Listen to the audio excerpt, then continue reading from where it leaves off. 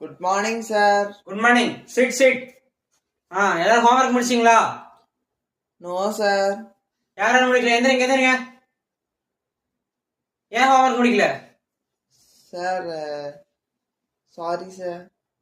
என்ன get out of my class idiot. Homework முடிக்கணும் அறிவு இல்ல? எப்ப பார்த்தாலும் இதான் பண்ணுவியா? அவ்வளவுதான், get out of the class. நான் கூட ஹோம்ஒர்க் பண்ண தெரியாதாடா? கை நீட்டு. வலிக்குது சார். வெளியில் போ. Get out of the class idiot.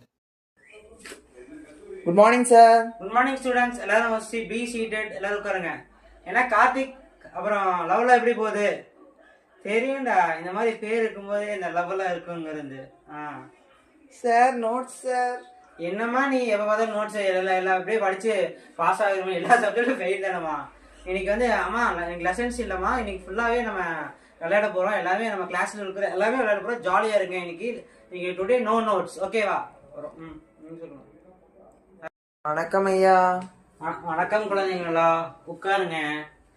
நீ என்ன சொல்றேன் போறேன்னா, என் நண்பரை பத்தி நான் உங்களுக்கு சொல்ல போறேன். என் நண்பனும் நானும் ரெண்டு பேரும் சேர்ந்து நடந்தே நாங்கள் பள்ளிகளுக்கு போவோம், நடந்தே நாங்கள் வாய்க்காலுக்கு போவோம். கிட்டத்தட்ட 5 கிலோமீட்டர் நாங்கள் நடந்தே தான் படித்தோம் குழந்தைங்களா. சரிங்களா குழந்தைங்களா? இப்போ நீங்கள் ஒழுக்கமாக இருக்கிறீங்களா? யாராச்சும் மனுஷங்களை நீங்களா மதிக்கிறீங்களா குழந்தைங்களா? நீங்கள் படிக்கிறது முக்கியம் இல்லை குழந்தைங்களா, உங்களோட ஒழுக்கம் தான் முக்கியம். ஒழுக்கமாக முக்கியத்தை கொடுங்க குழந்தைங்களா. Good morning sir. Good morning students. Sit. Homework sir. இது ஒன்று இன்கம்ப்ளீட் இருந்தால் எழுதுங்க.